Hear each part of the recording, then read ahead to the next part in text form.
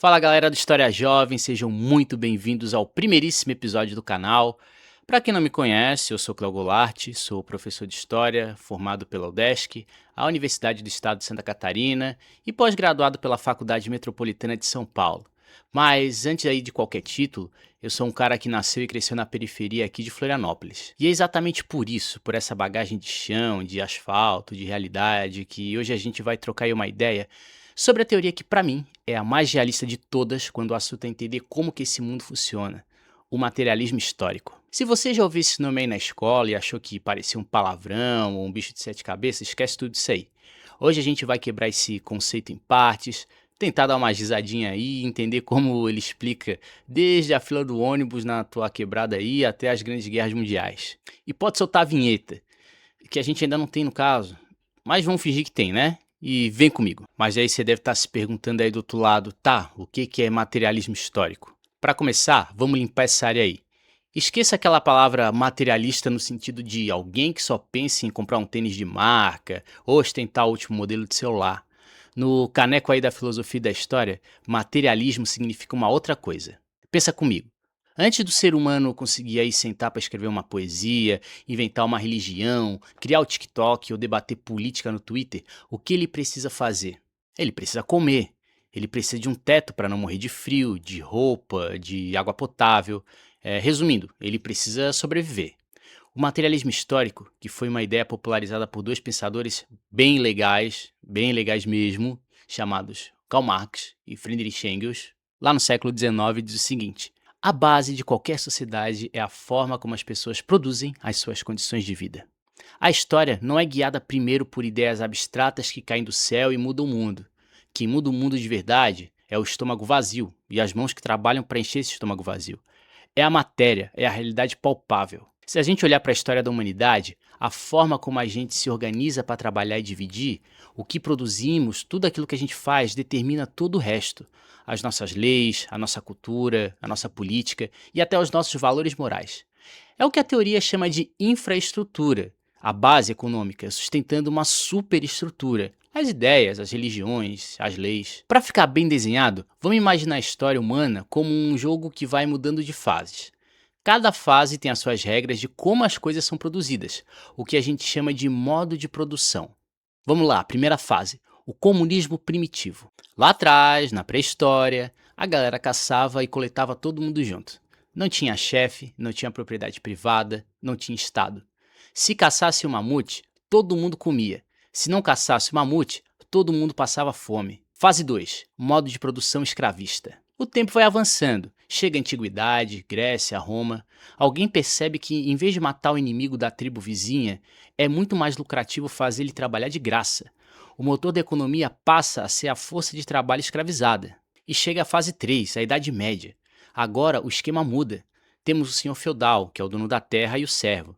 O servo não é propriedade do senhor, mas ele está preso à terra e tem que entregar metade de tudo que planta para o patrão em troca de proteção.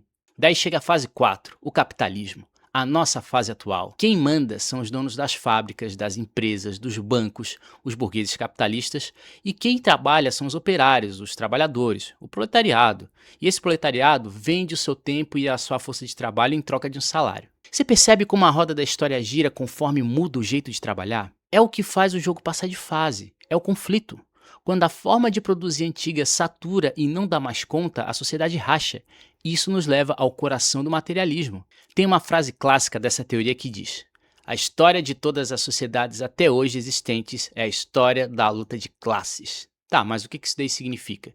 Significa que desde que a humanidade começou a estocar comida e criar a propriedade privada, o mundo ele se dividiu em dois grupos bem básicos.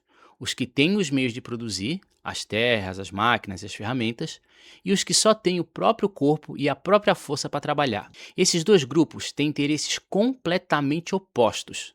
O dono da fábrica quer que o trabalhador produza o máximo possível, pagando o mínimo possível para lucrar mais. O trabalhador quer trabalhar menos, ter mais segurança e ganhar um salário melhor. Essa tensão, esse cabo de guerra, é constante e faz as leis mudarem. As revoluções acontecem e a história vai mudando. Não são os grandes reis e heróis ou ideias puras que movem o mundo. São os conflitos reais de interesses econômicos entre as classes sociais. Ponto. Agora, saindo um pouquinho aí dos livros alemães do século XIX e trazendo o navio para o nosso porto aqui na Ilha da Magia. Floripa, Floripa é linda, galera. Cartão postal, praias paradisíacas, o reduto do turismo, a Ilha do Silício por causa da tecnologia. Essa é a narrativa oficial, a ideia de Floripa. Mas quem é criado na periferia da nossa cidade enxerga a engrenagem por trás desse cartão postal aí. Existem muitas visões de mundo. Algumas vão dizer que o mundo é assim porque Deus quer. Outras dizem que se você se esforçar e mentalizar, o sucesso ele vai chegar rápido, o famoso papo de meritocracia.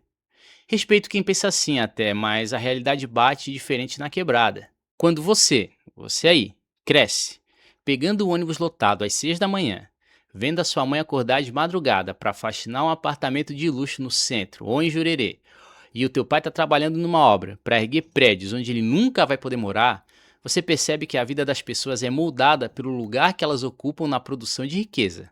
O materialismo histórico me pegou de jeito na faculdade porque ele não romantiza a pobreza e nem culpa o indivíduo pelas falhas do sistema.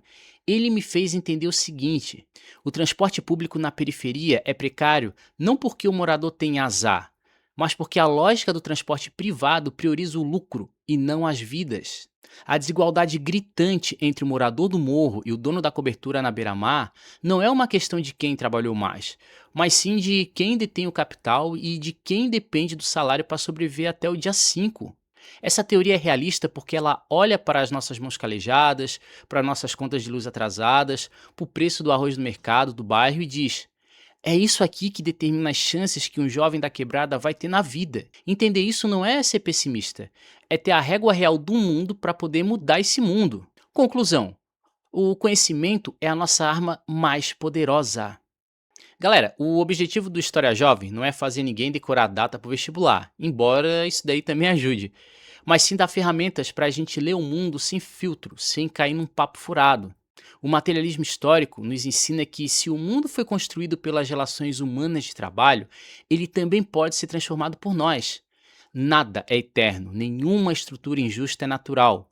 Se o jogo da história mudou de fase tantas vezes, quem disse que pode parar por aqui ou tem que parar por aqui? Se você curtiu esse primeiro episódio, essa primeira conversa, se fez sentido pra você, se te fez aí enxergar o teu bairro, a tua realidade de um jeito diferente, então faz o seguinte: deixa o gostei aqui embaixo, se inscreve no canal para fortalecer o projeto de um professor que veio da onde você também veio. Ah, e comenta aí, né, o que você acha que move o mundo hoje. Desde já, um abraço aqui do Prof. Cleo, fiquem bem e até o próximo capítulo da nossa história. Valeu!